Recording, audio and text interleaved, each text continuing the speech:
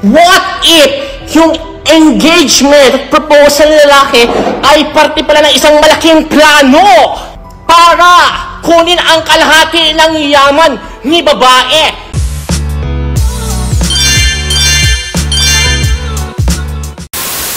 Magandang araw mga kachika! Rigel po ulit ang inyong Chika Patrol. Bago tayo magsimula mga kachika, inaanyayahan ko muna kayong mag-subscribe dito sa ating munting channel para palagi kayong updated sa mga latest at nagte-trending na mga showbiz balita. Kaliwat kanan ang mga balita ngayon tungkol kay Dominic Roque at kay Bea Alonzo. Kasi ba naman mga kachika, kung nung una haka-haka pa lamang, kumbaga wala pang kasiguraduhan. Ngayon kumpirmado na talagang sila ay hiwalay na. Oo mga kachika, yan ay kinumpirma mismo ni Tito Boy Abunda. Ngayon mga kachika, yung mga netizens natin talaga namang kanya-kanyang paniniwala. Siyempre, kanya-kanyang haka-haka Lahat na lang daw si babae. Yan ang sabi ng mga artista. Hindi natin alam. Yung dalawa lang talaga nakakaalam yan, ha? Pero ako mga kachika, naniniwala pa rin ako doon sa unang sinabi ko, sa una kong content tungkol nga sa hiwalayan na ito ni Dominic Roque at ni Bea Alonzo. Para sa akin mga kachika, napakalaking factor nung kanilang edad. Samahan nyo na rin yan nung kanilang estado sa buhay. Unang-una mga kachika, kitang-kita naman natin kung gaano ka-successful na si Bea. Diba? Kumbaga, milyonarya na yan Established na yung pangalan yan. Kahit hindi na magtrabaho yan, buhay na yan. Samantalang, sino ba si Dominic Roque? Ano bang trabaho niyan? Kung tumagal naman pala sila ng ganun yung setup na gumagastos lagi si babae, sa lahat-lahat, mapatravel, travel dito, travel doon. True love talaga. Kung si babae yung may pera, wala namang mali doon.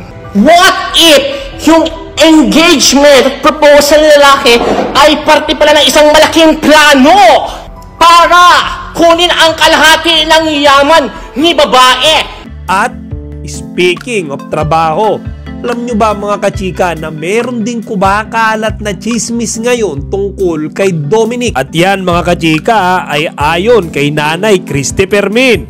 Ayon sa kanya mga kachika, halos lahat ng pagmamay-ari nito ni Dominic Roque, yung kanyang tinitirhan, yung kanyang mga gamit, ultimo yata yung kanyang kotse mga kachika ay nakapangalan sa isang kontrobersyal na politiko. Eto ngayon, ayon sa aming source, pinaiimbestigahan po sa pamilya ni Bea Alonzo kung ano ba talaga ang trabaho ni Dominic Roque. Ay, oo nga. Diba? Kasi may sinasabi niyang busy siya sa kanyang business. So, ano ang business? Ano yung business?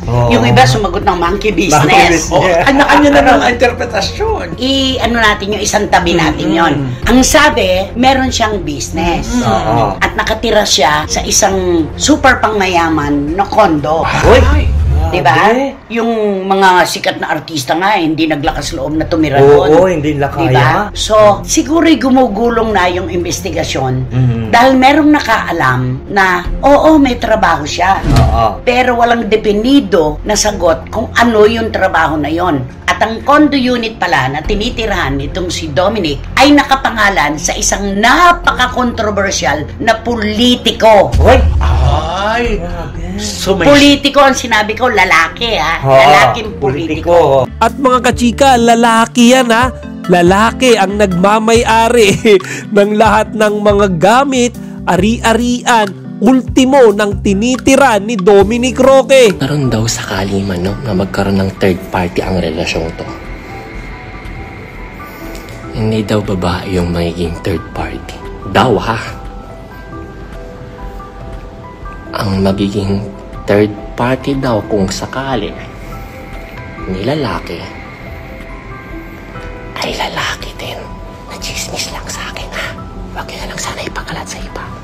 Isa ba sa posibleng dahilan ng hiwalayan nila ni Bea ay dahil ang gusto ni Dominic ay lalaki? O mga kachika, hindi ko sinasabing yan ang opisyal na dahilan ng kanilang hiwalayan. Yan ay personal na opinion ko lamang.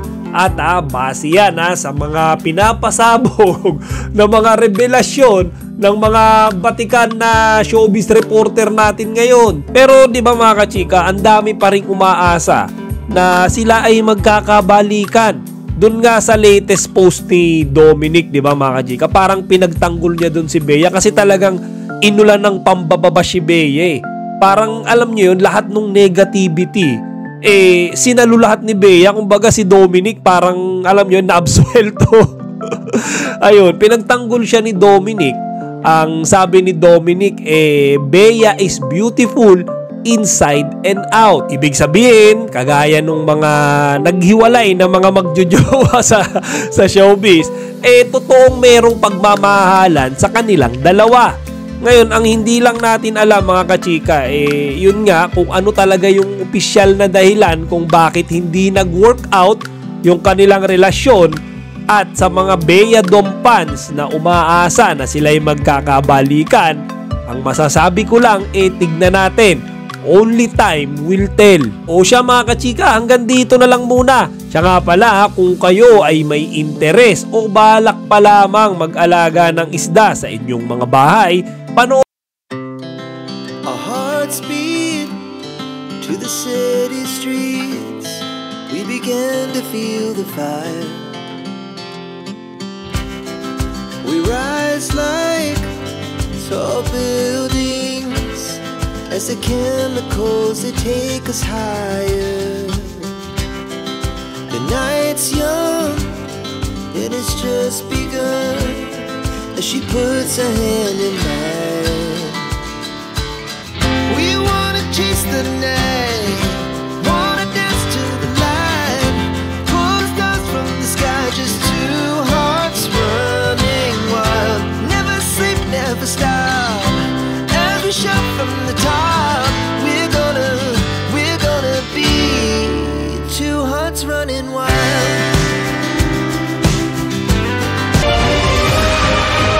Chika, huwag niyong kalimutan mag-like, comment, and subscribe. Para sa iba pang mga celebrity news, i-click lamang ang mga videos na ito.